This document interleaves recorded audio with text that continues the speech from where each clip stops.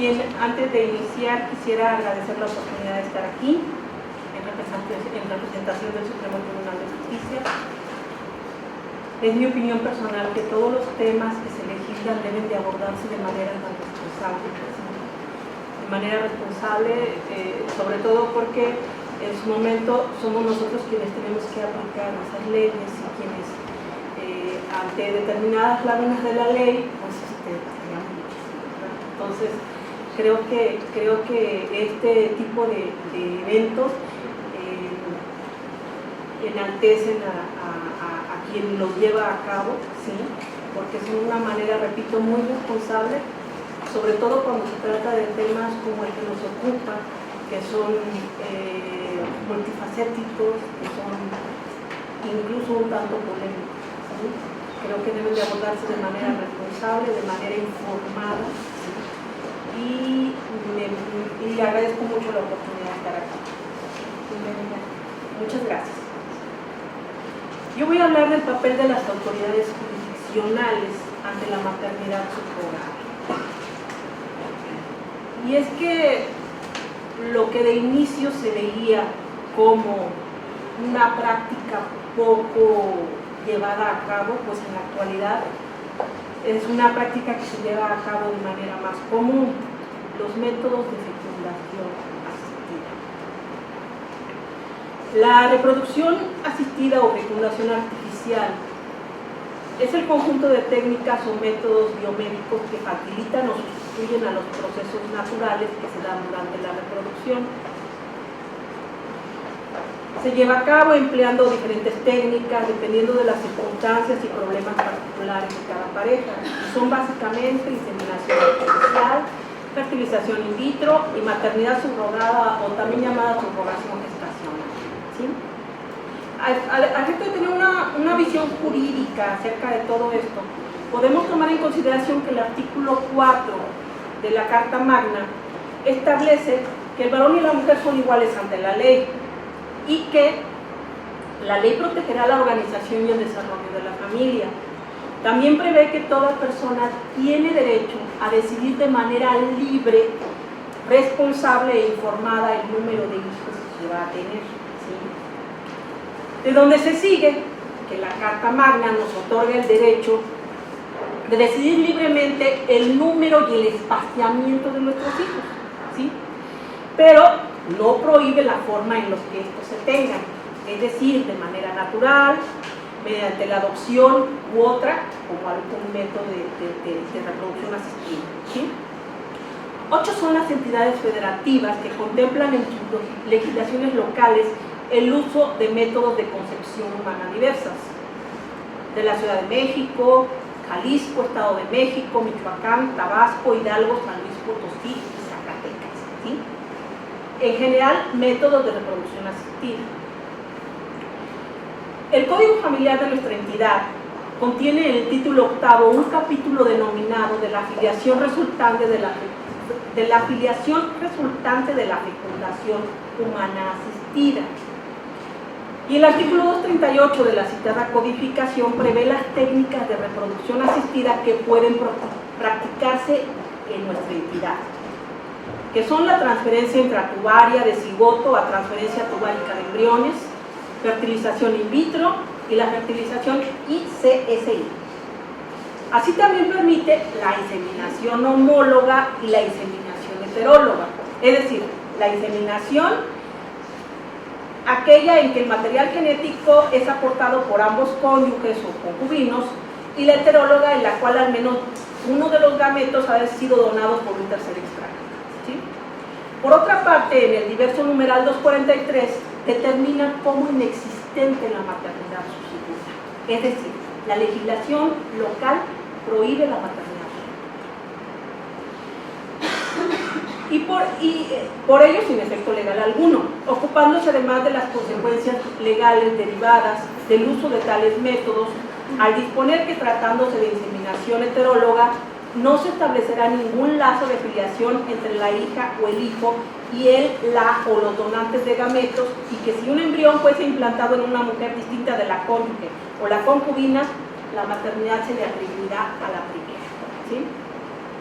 Varias son las interrogantes que habitualmente se presentan en la discusión sobre la regulación de las nuevas tecnologías reproductivas en relación a la delimitación de los destinatarios. ¿Hay que permitir el acceso a estas técnicas solo a matrimonios o también a las parejas no casadas, cualquiera que sea su estado? ¿Solo a las parejas heterosexuales o también a las homosexuales? ¿Solo a las parejas o a cualquier mujer con independencia del estado civil que tenga y de su relación que tenga con un varón? ¿Se permitirá solo en casos de esterilidad comprobada o en cualquier otro tipo de supuestos? ¿Habrá de negar el acceso a personas que ya tengan hijos, pero que se hayan vuelto estériles accidental o voluntariamente? ¿Habrán de establecerse límites de edad mínimos y máximos? ¿Sí? La solución de estas cuestiones se ha buscado en la protección de los derechos fundamentales de los sujetos implicados y en el balance entre los mismos, obteniendo como resultado dos intereses en ocasiones contrapuestos: el derecho a la reproducción y los derechos de los hijos nacidos mediante la reproducción artificial. Con respecto al primero, se discute si las nuevas tecnologías reproductivas son admisibles como un remedio o tratamiento contra la esterilidad como una enfermedad, ¿sí? O si son un medio alternativo de reproducción al que las personas pueden acudir en el ejercicio libre del desarrollo de su personalidad. Sin embargo, hay una coincidencia casi unánime en reconocer los derechos de los hijos nacidos mediante estas técnicas, sobre todos los demás, por cuanto sus titulares son los menos protegidos. Pero su alcance es incierto, dado que en esta categoría se podrían englobar desde un derecho a la vida, un derecho al nacimiento dentro de una familia biparental y el derecho a conocer su origen genético, del que hablábamos hace un momento. Adentrándonos en el tema que nos ocupa, que es la maternidad subrogada o subrogación gestacional, es pertinente precisar que esta es una técnica de reproducción asistida en la que la mujer acepta gestar y dar a luz al hijo de otra pareja o personas solteras. En la gestación en madre sustituta se comprenden dos hipótesis. La primera es la subrogación de vientre únicamente, que es la gestación en vientre de otra mujer del óvulo de la esposa fecundado por esperma del marido. Y la otra opción es la aportación de vientre y óvulo, que es la gestación en vientre de otra mujer de óvulo fecundado de esta con semen del marido, quien con su esposa hacen el encargo. Los problemas jurídicos más discutidos relativos a la práctica de la maternidad subrogada han sido con relación a su licitud y a cuáles son los intereses que el derecho debe de proteger en el caso de que la práctica se realice. Entre los argumentos a favor de la licitud se sitúan los basados en perspectivas utilitaristas y contractualistas, manteniendo que este acuerdo maximiza la utilidad de las partes implicadas y que no hay nada que objetar a un contrato en el que las partes entran libremente.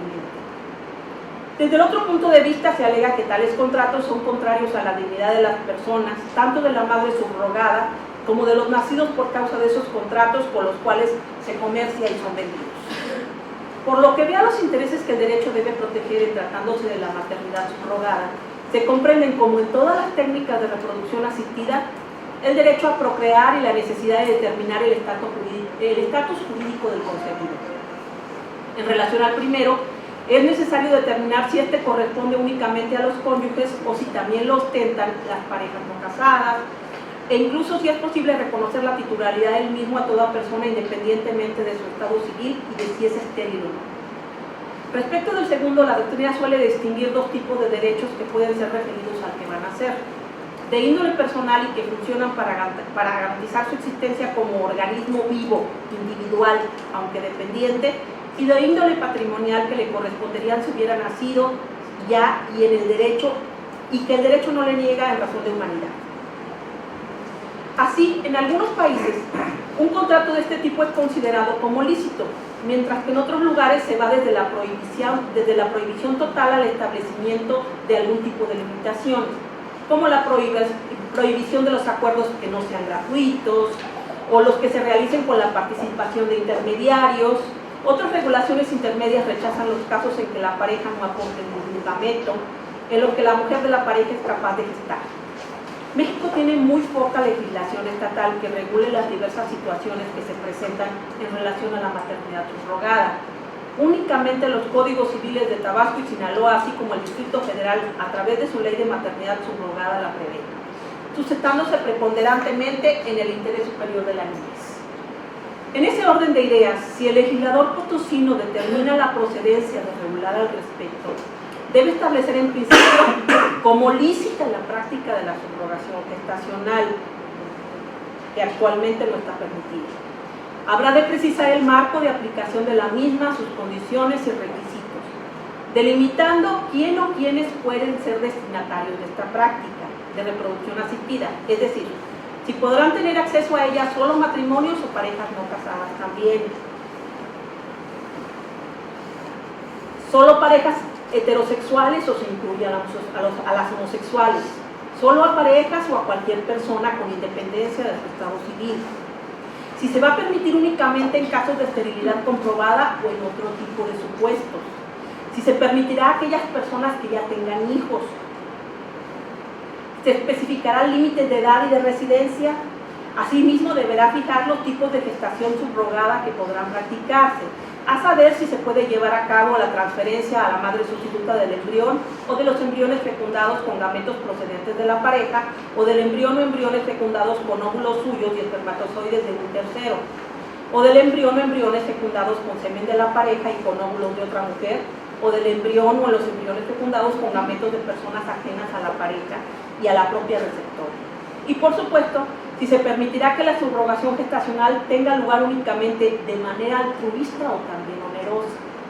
Por otra parte, habrá de pronunciarse sobre los efectos jurídicos en relación a la determinación de la filiación materna originada por el supuesto de maternidad compartida, ya que existe una disociación entre el aporte genético y la gestación, considerando que aquellos hijos concebidos dentro del matrimonio, aunque se utilice esta práctica de fecundación asistida, serán considerados como hijos matrimoniales, incluso aunque se hubiera producido donación de gametos, masculino o femenino, siendo necesaria la introducción de un régimen propio de la fecundación artificial, que nos ocupa, en el que los consentimientos tengan valor constitutivo en la filiación que se quiere determinar respecto al que no puede ser progenitor genético, pero quiere ser padre legal. Asimismo, deberá estatuir el anonimato de los donadores, prohibiendo que se revele su identidad y fijar una postura en cuanto a los derechos sucesorios, que deberá regularse según las normas vigentes aplicadas a los casos en que la concepción y el nacimiento se producen de manera natural, sin necesidad de acudir a los avances de la ciencia o de figuras como la maternidad sustituta. Es importante además que se regule la posibilidad de que fallezca el marido de la madre sustituida a fin de darle un amparo legal al que está por nacer. También debe ocuparse de las pautas de actuación para los profesionales médicos en relación a esta práctica, normando la utilización de gametos y embriones en establecimientos autorizados, la infraestructura idónea para las unidades hospitalarias en las que se realicen los procedimientos, las pruebas de laboratorio que deben practicarse a los involucrados de manera obligatoria, los requisitos que debe cubrir el consentimiento que realicen los usuarios, el secreto profesional que debe guardar el médico que practique la procreación asistida y su responsabilidad. En resumen, estas serían algunas de las implicaciones legales y jurisdiccionales que deben ser materia de discusión en este tema de maternidad.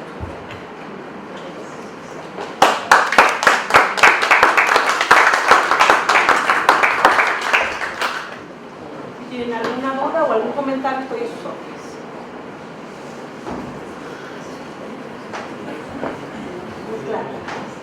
Señora jueza, ¿qué magistral estuvo su exposición? No solo vengo aquí como maestra, sino como mamá. Y yo veo en algunos otros países como inclusive existen ya catálogos de donantes, ¿no? Conociendo su genética, su historial y todo lo demás.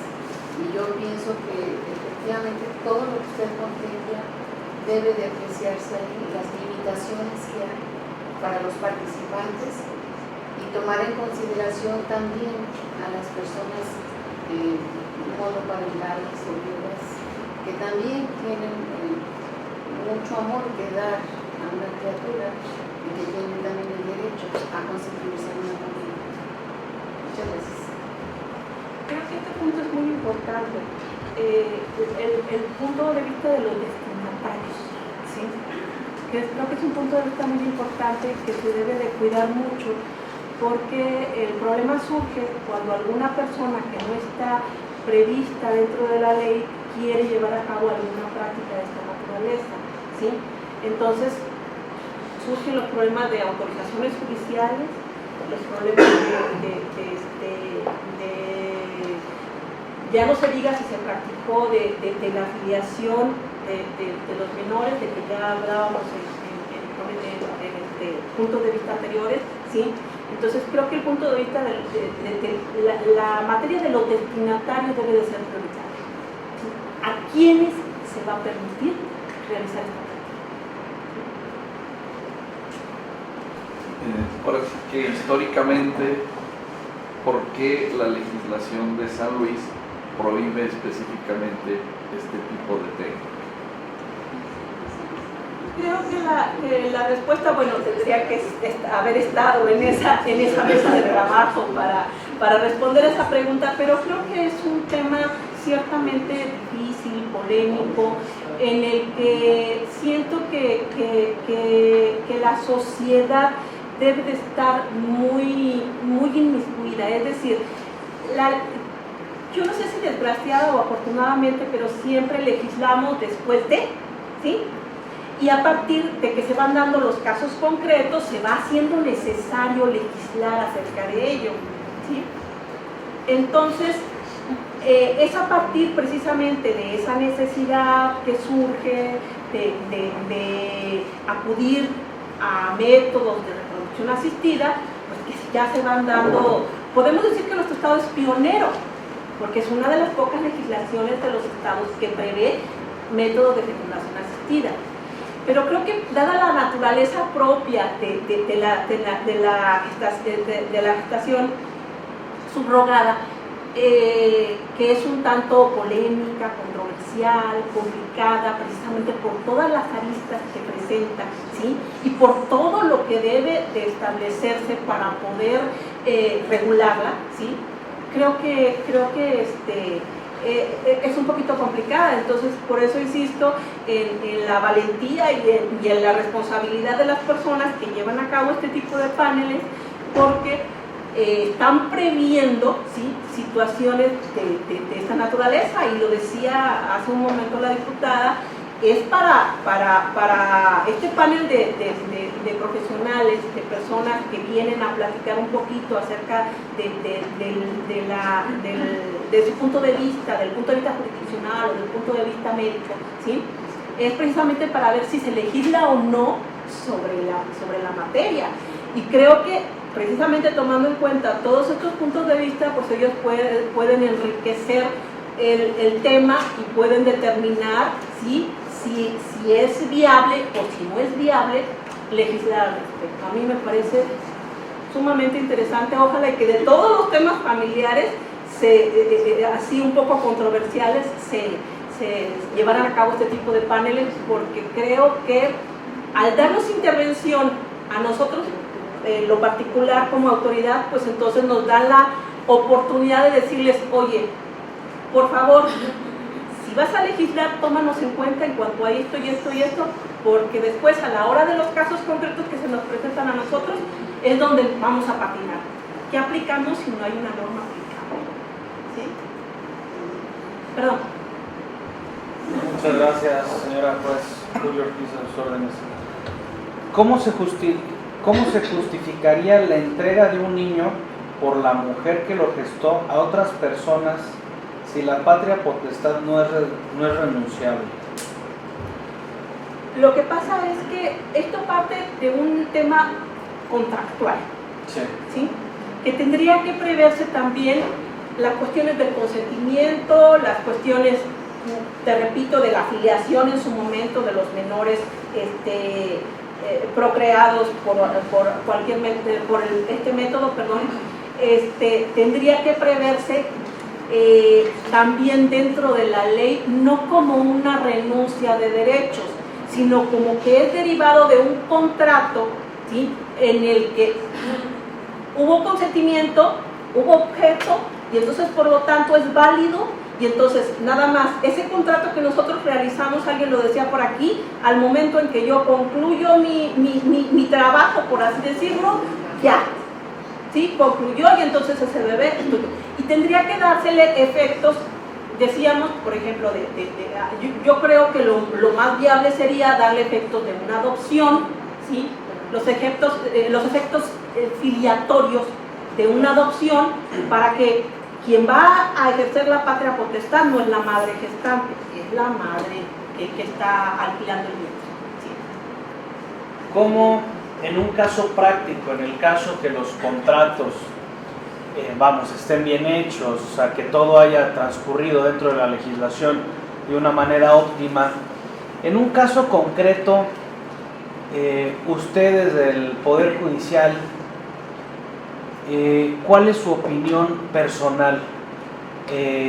Tomando en cuenta que usted en un momento determinado va a tener que proclamar una sentencia en determinado sentido. Mira, de hecho hasta el momento todo se ha resuelto, y no solamente en nuestro país, sino también en Estados Unidos, por ejemplo, todo se ha resuelto de manera casuística. Es decir, ante el caso particular es ante lo que se pronuncia el juzgador, ¿sí? Ante el caso concreto.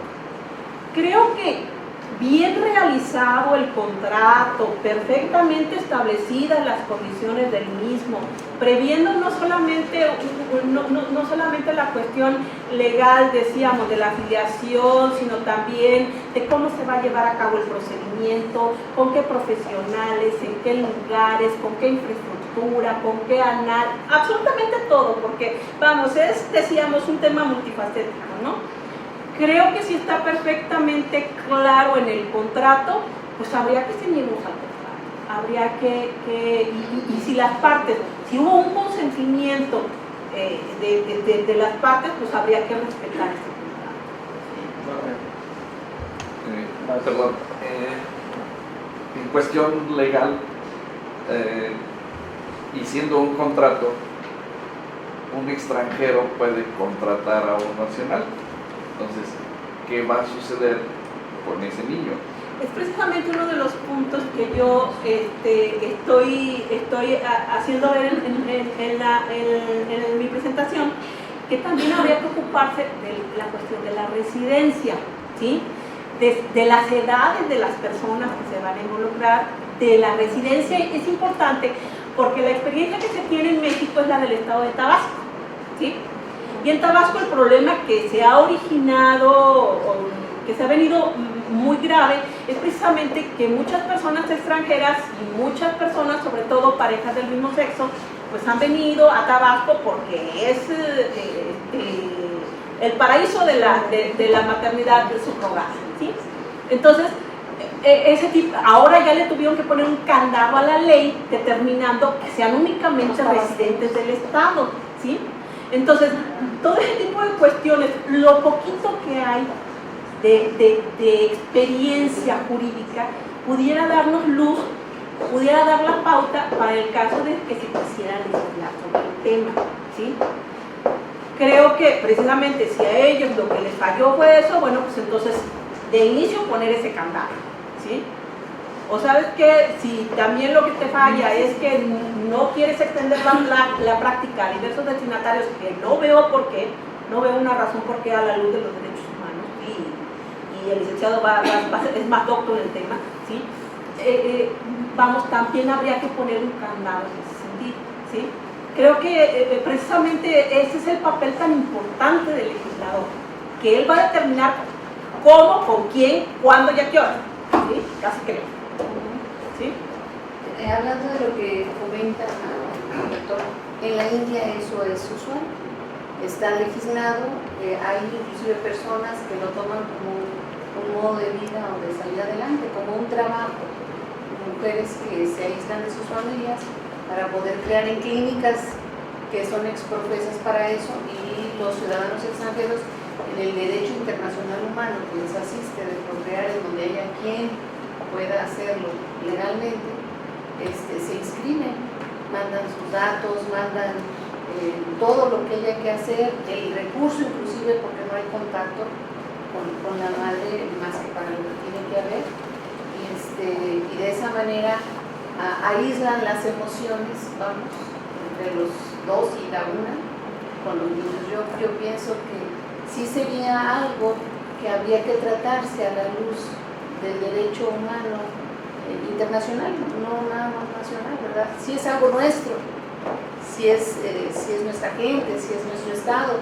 Y San Luis Potosí se caracteriza mucho porque nos encerramos en lo que nosotros creemos, y esta apertura, bueno, es valiosísima. Esto que está viendo está poniendo a San Luis Potosí en una vanguardia que nos va a poner en el ojo internacional en este tema. Entonces yo creo que sí habría que ver ese tipo de situaciones, pero como dijo usted y como dijo el doctor acertadamente, con un candado que pusiera exprofesamente en qué lugar se les va a atender, que fuese una clínica o un centro o un lugar con especialistas donde hubiera un cuidado de la persona y no fuera después en la clínica X de la avenida tal con el doctor tal que compró su cédula, ¿no? Eso sí sería lo que tendría que regularse muy bien en lugares para que no hubiera acometimientos que se constituyeran después en delito, ¿no? Y por supuesto, hablando de este tema, pues no sería solamente insertar en el Código Familiar la figura jurídica de la maternidad subrogada, sería abordar la ley de salud, sería abordar el Código Penal para establecer sanciones, sería abordar, sí, es decir, varias legislaciones que tendrían que determinar exactamente esta figura para que esté completamente regulada, ¿sí?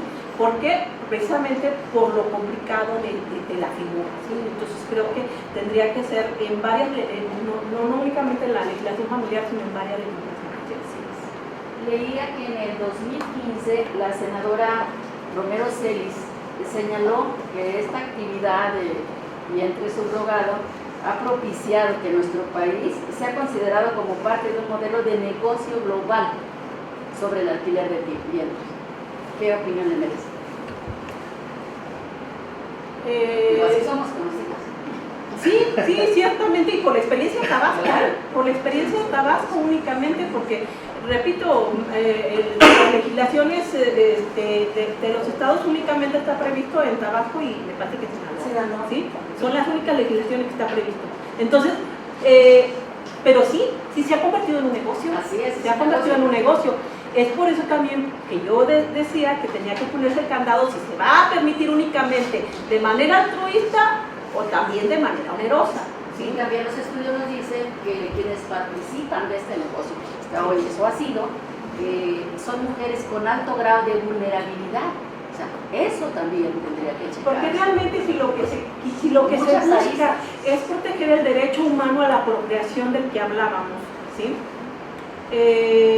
Pues creo que la finalidad pudiera ser positiva y correcta. La manera en la que se aplica es el problema, ¿sí? Porque en su momento, si hablamos de lo que se persigue con la regulación de esta figura, hablaríamos de fines totalmente ajenos a lo que sí, exactamente, a lo que realmente en la práctica se da, ¿sí? Sí, opera, pero también se puede tomar como un modelo para no incurrir en esas malas prácticas, ¿sí? Es decir, ¿por qué han surgido todos estos problemas? Precisamente porque no se le han puesto esos candados a la ley. ¿Por qué venían los extranjeros y lo veían como un paraíso? Porque no se puso el candado de que tenían que ser residentes del Estado. ¿Por qué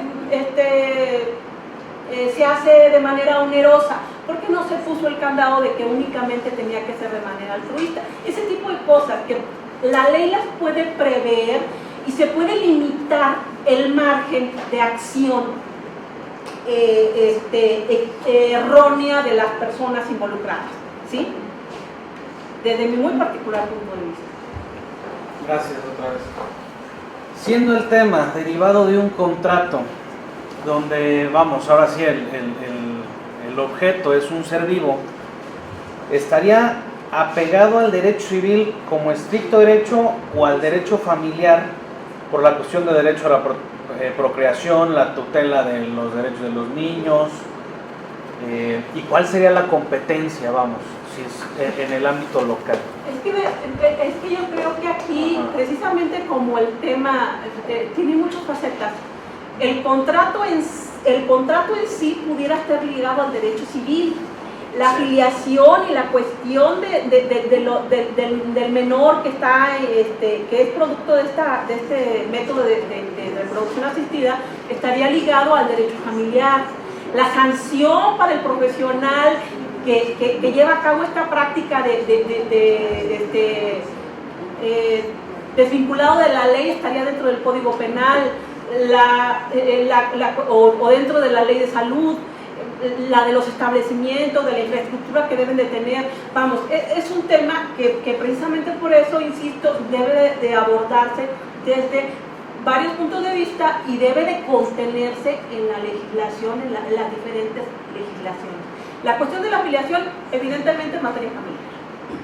La cuestión del contrato, evidentemente, en materia civil.